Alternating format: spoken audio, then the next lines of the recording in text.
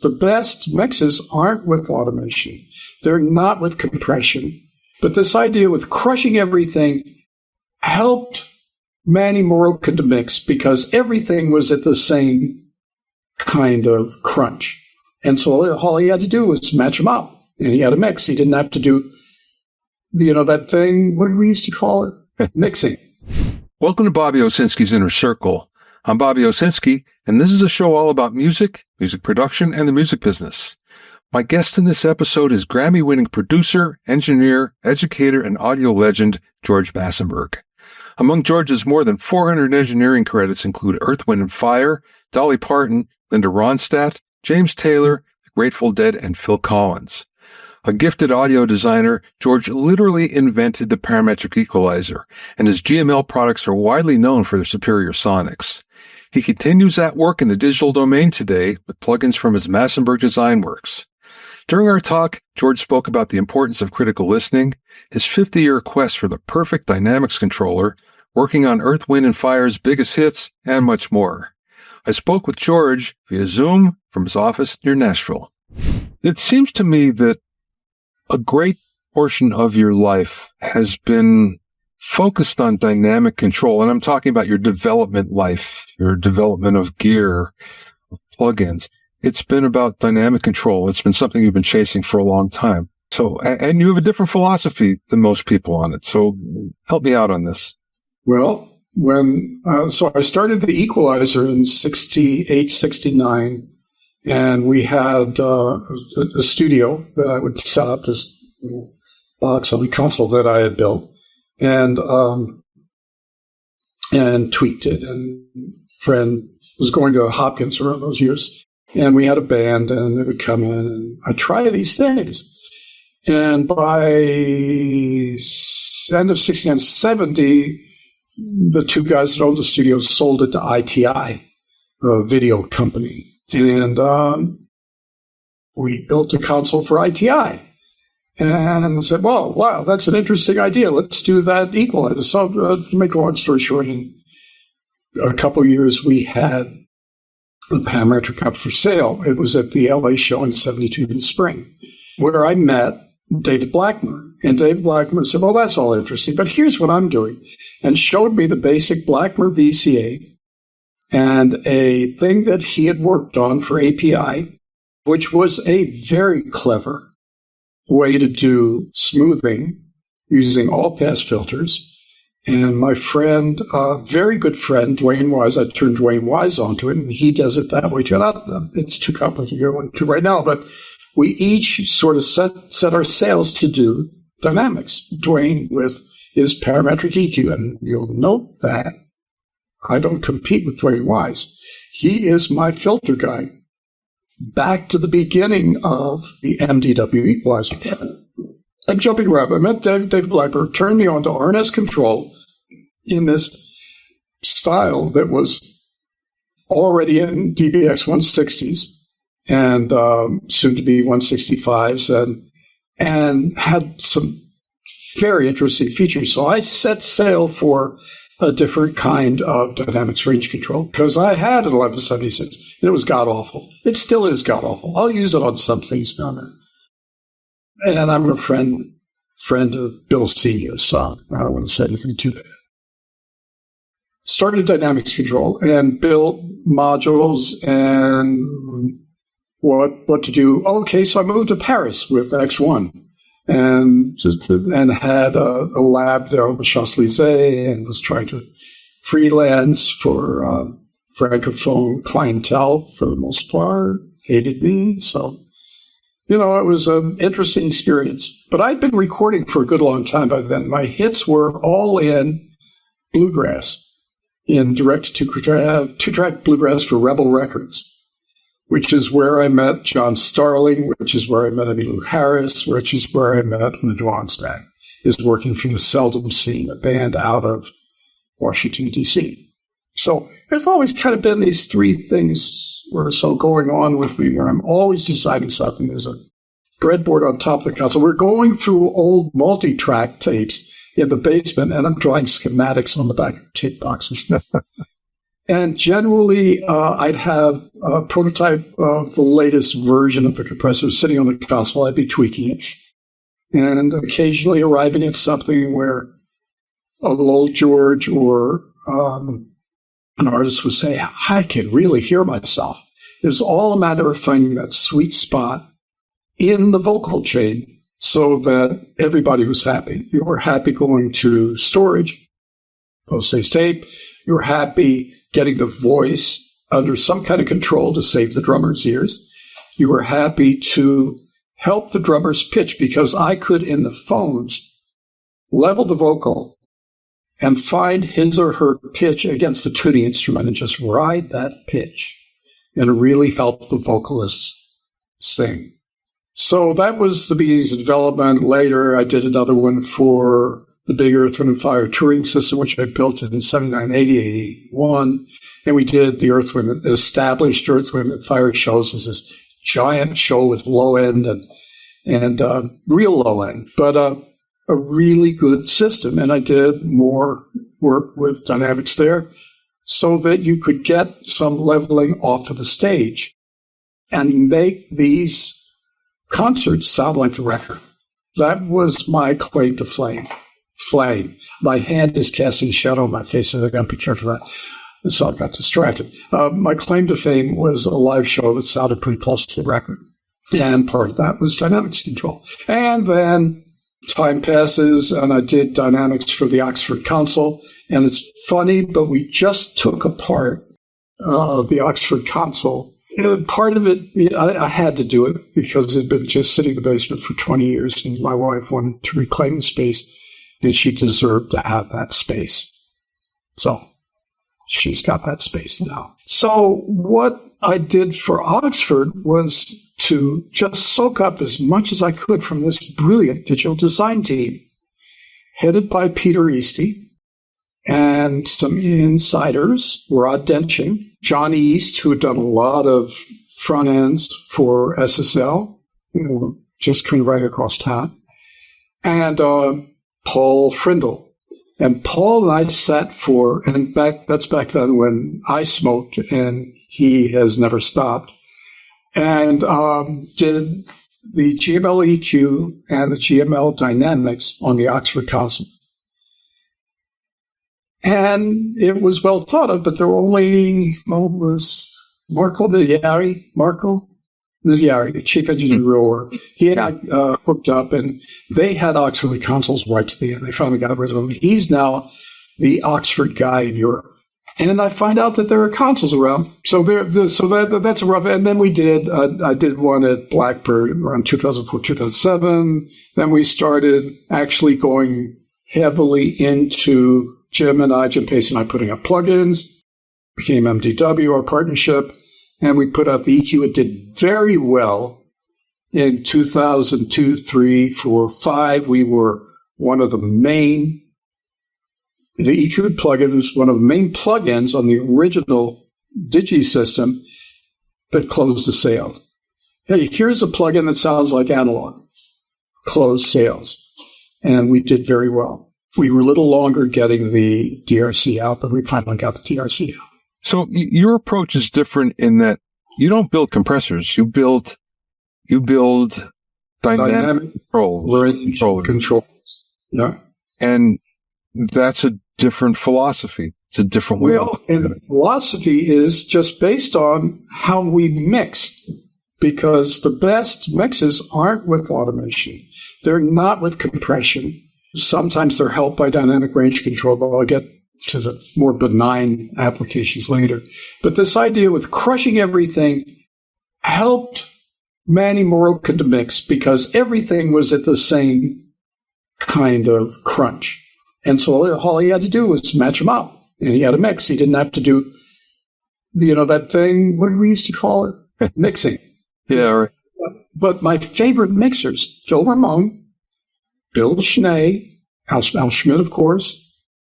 Not my favorite guy, but one of my favorite mixers is Glenn Johns. And my favorite mixers were very used to taking chances with the mix, especially Bill, who just reaches on the favors, right for it. And that's ear. And that has more to do with the loudness of a sound than its electrical level. And the problem with using compressors, I don't even want to start. Using regular old level detecting compressors. Everything from the detector to the controller is just all wrong, and it's been a lonely journey. But the inspiration is, well, wow, if I can make something that does a minimum, then I can finish it by hand. And so that's what I was hoping for, was something that could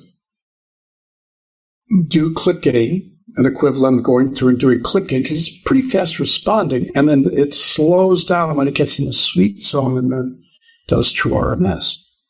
The patent, by the way, just to get geeky for a second, the patent is true RMS, as you know, is true RMS. It's arithmetic. Arithmetic is sum of squares. That's arithmetic. Hearing is logarithmic. The ear's perception of loudness has everything to do with a logarithmic scale. So my patent is based on Dave Blackmore's ingenious application of his deep knowledge of a transistor, a PN junction. Dave Blackmore was a master of understanding the PN junction. And he applied it to not only the VCA, but he applied it to RMS conversion. It's the cheapest RMS converter ever. And, of course, there are others that are good. What's his name? That corporation has a very good one, wide range. But I did one with a matched pair and all kinds of temperature correction, so that it's 1/10 of a dB or better across 80 dB and very fast responding. So the 8900 that I take a lot of shit for, hey, how about that crest control? Where's the gleam control? Ha, ha, ha, ha, ha. That Yeah, right. was a very accurate unit. And since we stopped making it, its price has skyrocketed because we couldn't make it anymore. It was economically not feasible now that we had the digital version of it to redo the analog version, except that our product planning board still has the digital control, which is exactly the same as the analog control, just on a digital domain, exactly that they cancel. I can cancel an 8900 with a DRC2. They cancel to 50 dB down, but that's yeah. To have a VCA backend, we built the VCA, have VCA backend and an ARM or something running the digital front end with a very fast converter, which will do very low latency. So I actually have an analog version of the DRC, or you could call it a digital version of the 8900. Yeah, well. Hybrid. So that's boring enough. Yeah, I get it. You're passionate about critical listening, and when you were teaching, and you taught for a lot of years, that was central to the education that you were imparting. It still is. What does that mean to you, critical listening? Critical evaluation is, to me, taking off all layers of judgment of music and listening to loudness in context. I didn't mention Elliot, but Elliot is one of those guys that doesn't care what I think, doesn't care what you think.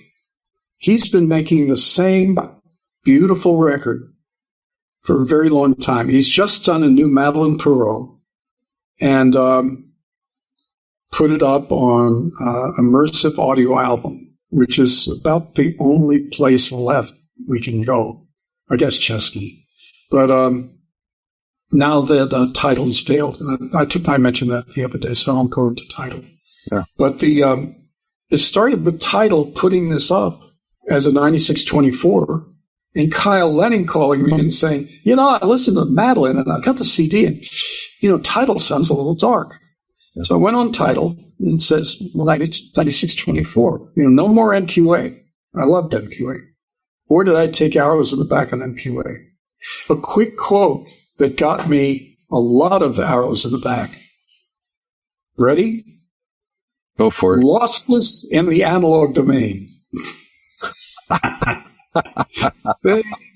They fell on my bones and shredded every ounce of meat off my body. Lossless in the analog domain. They didn't have MQA up. They had taken MQA down and replaced it with 9624. So I'm listening, and it's dark. I look over on the spectrum analyzer on the EQ, and it's rolling off at 22K. That's not... Yeah, right. 624. So I ripped it and did a full analysis, and brick wall, 22K. They had re-rendered it at 44.1.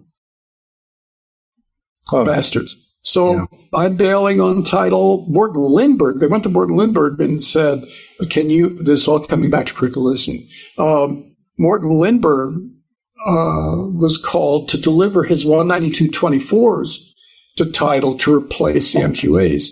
And in short order, he hung up on them, called his attorney, and gave him a takedown notice, because there's no way he can have them do that to an MQA master, one of his masters, and ruin it.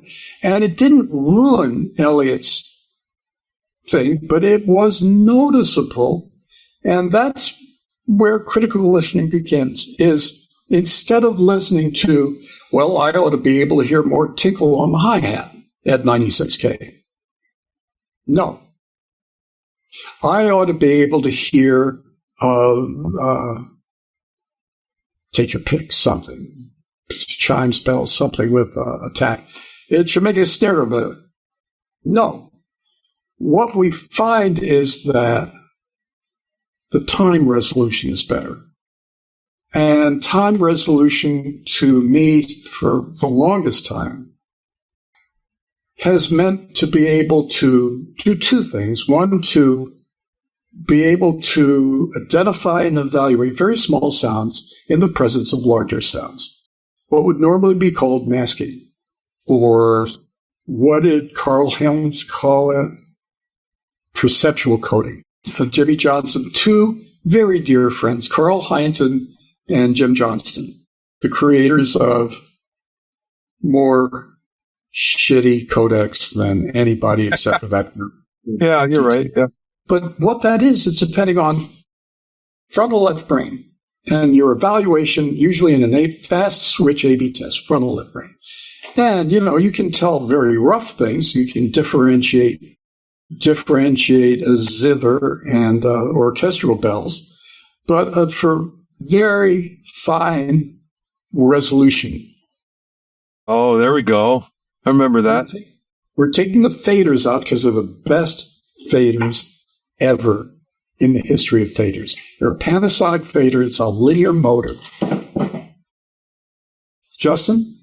Bobby Owsinski. Bobby? Justin. Nice to meet you. You have to lean. Hey, Justin. There you go. Hello. It's nice to meet you. He was the guy with ornaments around us. Yes. So back to the story. So this thing with small sounds in the presence of big sounds is something that you'll remember from loving music, is the evolution of your story of a record, where, I don't know, the Beatles came out on a CD and you heard things you never heard before, or why didn't I hear that before, or whatever that story is, or maybe you've been lucky enough to hear L2 record at a show, one of Morton Lindbergh's beautiful 7 and 9 speaker creations. And the detail is existence defining. And a lot of that is right brain. That's deep right brain. That's the right brain finding a story in the sound and not just the beat or the groove or whatever that thing is, that surface thing is, but something that we experience that we know immediately is the record that we loved from 20 years ago and 30 years ago. Now, that immediately marks me for a takedown. Yeah, you old guys, you don't know shit about new music. Well, I like new music too. this thing of Eliot's, you would do yourself a favor by listening to the Madeleine Perrault because it's just beautiful. But it's the opposite of a Dr. Dre mix. It's the opposite of Pink. It's the opposite of that supercharged, bright yellow, every color Peter Max contrast maximum. The way I dealt with it is the student would put up a mix and I'd have to evaluate it, but I'd start from the smallest things. You know, they've done all the wrong EQ on the piano. Say, listen to this piano. What do you hear? Let's take your EQ off and I'll tell you what I hear. And the most dramatic episodes were ones where a student says, well, it's really bright. I've got to take the mid-range down. Or worse, it's really muddy. Let's roll all the low end off. Where you find, by listening, closing your eyes and listening, any frequency in the low end that's resonating, invariably you'll find resonance is in an acoustic guitar that are inharmonic, and maybe one is dominant, and you can change everything by a very sharp tip at that resonant frequency. Well, now that's common practice. But when I was doing it, and arguably I was the first to do it because I had the first parametric and had to learn what its use case was. If you got those muddy things like a 105 hertz ring on a snare drum, just not take it up, just bring it down. Or that rock and roll edge in a snare drum, that sort of rank edge, locate it and turn it up. And you got more rock and roll in the snare drum. So would approach criticalism from the standpoint of honing a student's chops so that they could work through a mix quickly. In a real orchestral situation, it takes a real orchestral setting. How you judge your decatry, where you put your decatry, how high, how far, how deep, where the outriggers are. And what benefited me at McGill was not the love of my colleagues because I was thrust in a situation where everybody hated me. There's nothing worse than joining a university and expecting love and support. You're competing with everybody for money, and they only want to see you dead, out, gone. And eventually they got rid of me. But what I learned was from my colleagues Martha DeFrancisco and Richard King, variations on how to really hone in on symphonic presentation. So now I'm mixing, I told you I'm mixing this Hedgehog record, Sonic the Hedgehog, which is all orchestral. It's all the sonic themes for the whole history of Sonic the Hedgehog. And its core is. Anyway, back to critical listening. Critical listening is, but then I'm starting out with, where I start with drums is let's get the overheads, right? Let's do an Al Schmidt. Let's get the overheads in exactly the right place so that the snare drum is centered already. And that's the other thing that I've taken a lot of shit for, is I offset the height of the left and right drum overheads, because what I want is a solid kick and snare in the overheads, and then dial in the snare mic to just the right spot in that perspective. Now, that's a certain kind of drum. It's not for everybody. It's not for jazz, where you got more cymbal work and salad, but it's one of 4, 5, 6 ways to do it. But see, you're talking about realism here, and everything here is how realistic is it to the what we're used to every day. Yeah. And that's not always what a mix is going for. And that's exactly why when we mixed Alicia, I had to relearn everything that I did to do the remixes on Alicia. I relearned everything, because the first thing that we did on Alicia was we had to do a sound alike. That's the other thing I skipped over because I didn't even want to bear down. But we'll circle back to talk about sound alikes. But I did a sound alike where I took Manny Barocco's and Serban's mixes and did sound alikes, which meant that I had to buy waves. Nothing has galled me more than having to buy the Chris Lord Alge bass module. that didn't do shit. Or nothing. But I bought whatever is platinum, so that I could do a sound alike and hear and actually have the record. Because I had to, after I had one mix that I could do from scratch, which was a new record on a Grammy. But after that, we had to copy the mixes.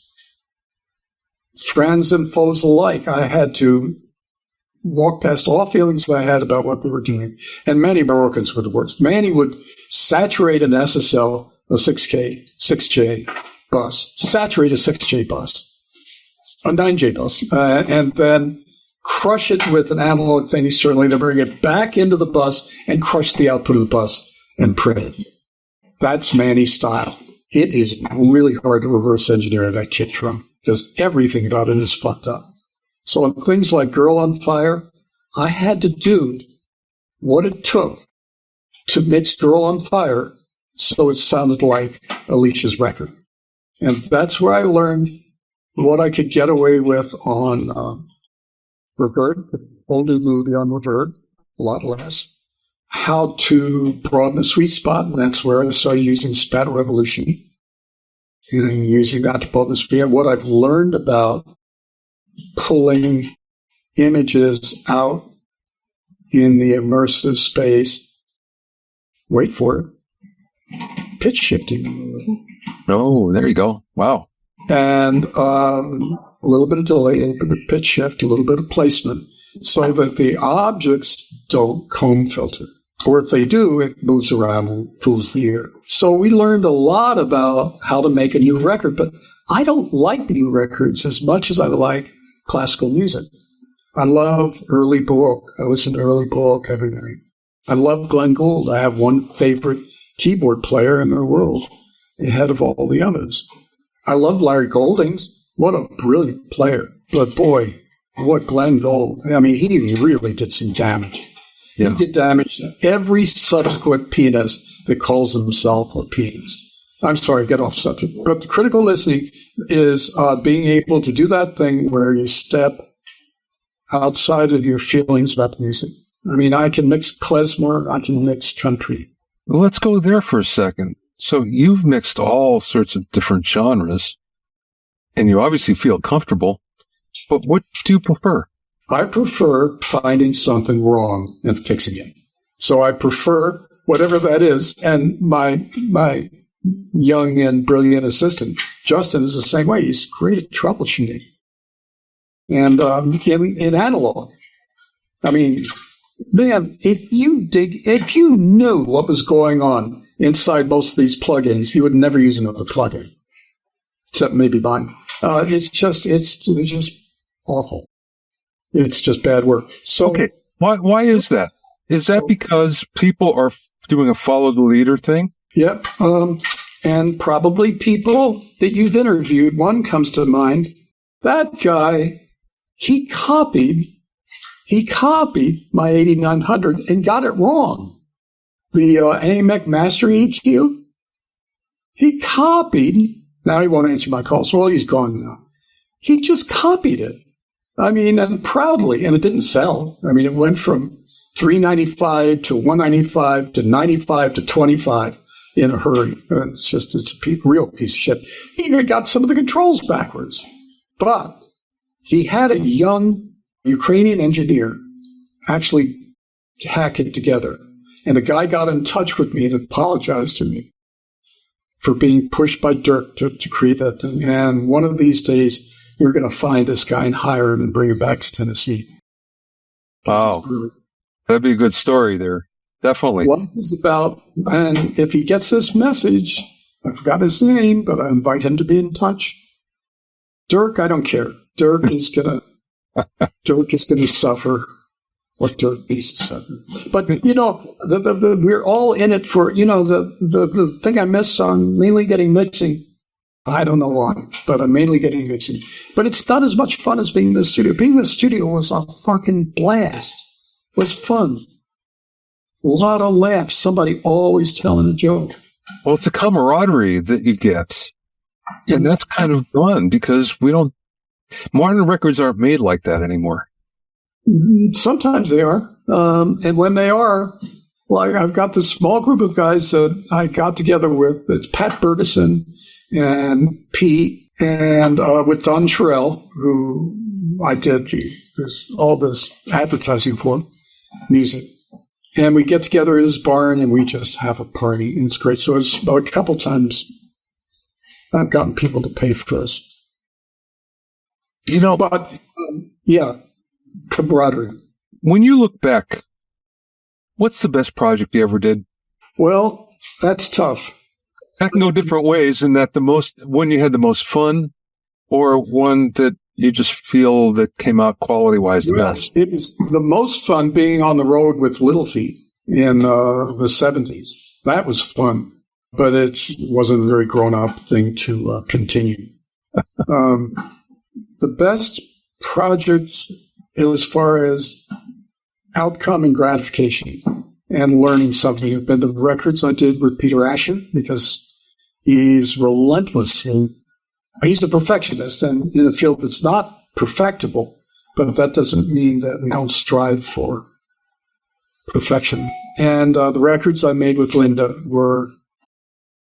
it was gratifying being in the room with a very intelligent couple of people that we had a rapport and filled in gaps in each other's knowledge and maybe most and maybe not.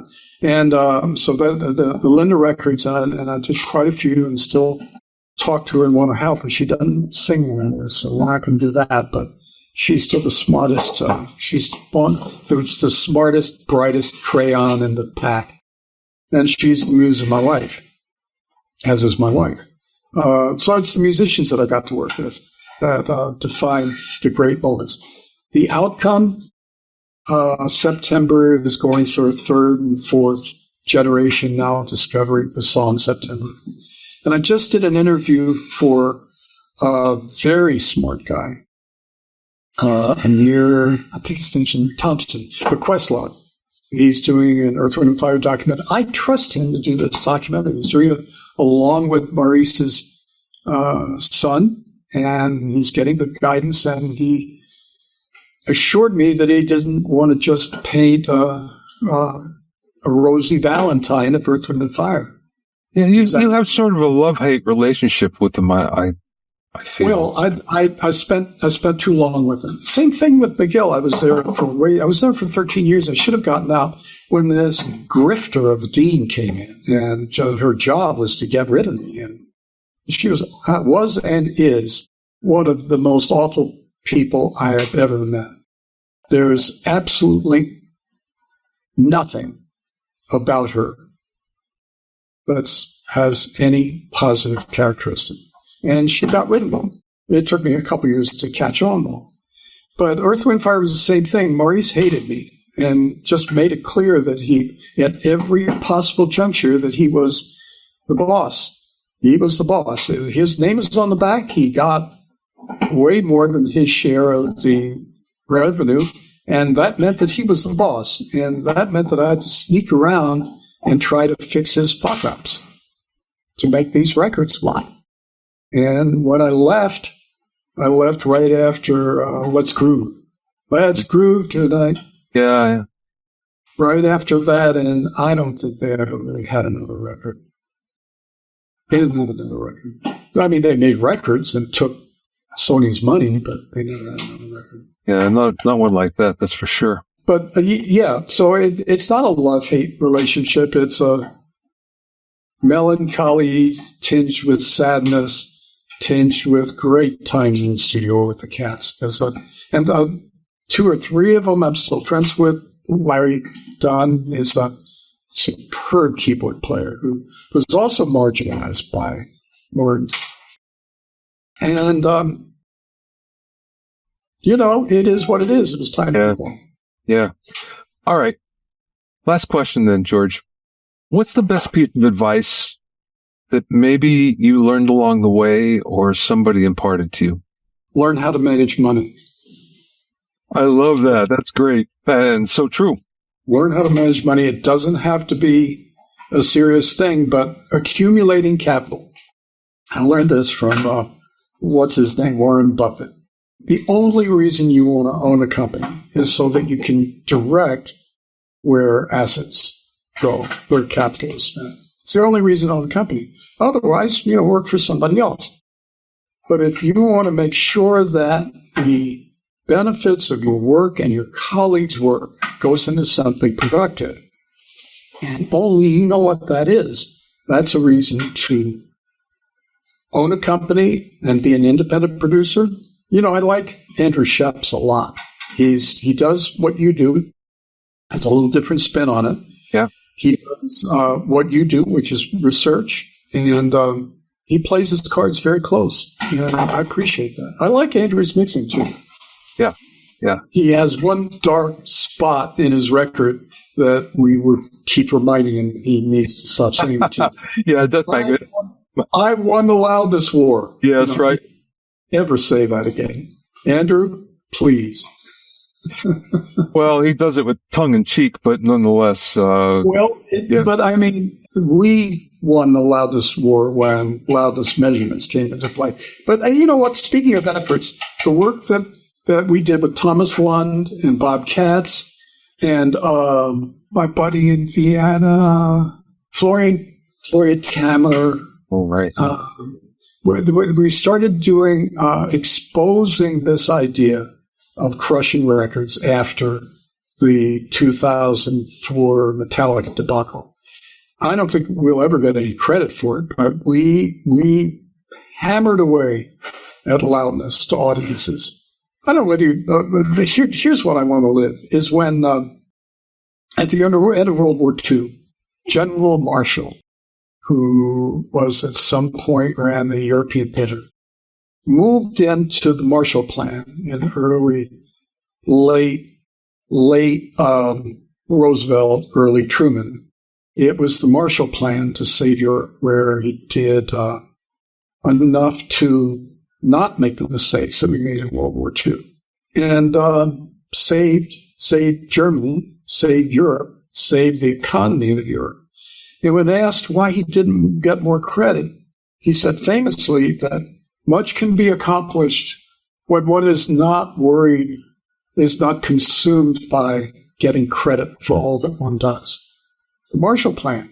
And died a happy man. So, I mean, I think Thomas Lund and Florian Kammer and Bob Katz and I will eventually be identified as the ones that started talking about it in Rome in 2002, 2003, and eventually turned into the Coleman Act. So I feel better about doing that. I feel better about teaching. I feel better about my students coming back to me and saying, yeah, I know you yelled a lot and sometimes you made me cry, but my God, I learned a lot. Yeah, what more can you want than that?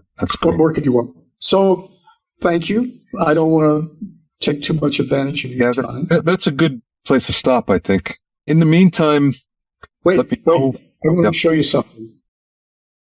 Can you see the goosebumps? Yeah.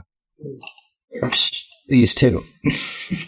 One day, Justin and I are going to build a very expensive little console with these faders because they're the best fader ever made. Yeah. I'm going to grab another bucket. And we've got 100 and something. Oh, yeah. Can't wait to see it. Anyway. George, thank you. Good to talk to you as always. And we'll talk. Yep. Take care. Thank you, Bobby. Thank you so much. Thanks for listening and being in my inner circle. Remember, if you have any questions or comments, you can send them to questions@bobbyowsinski.com. You can also learn all about the latest in music, audio, and production news, and find out about openings for my latest online classes at bobbyowsinski.com. This is Bobby Owsinski. I will see you next time.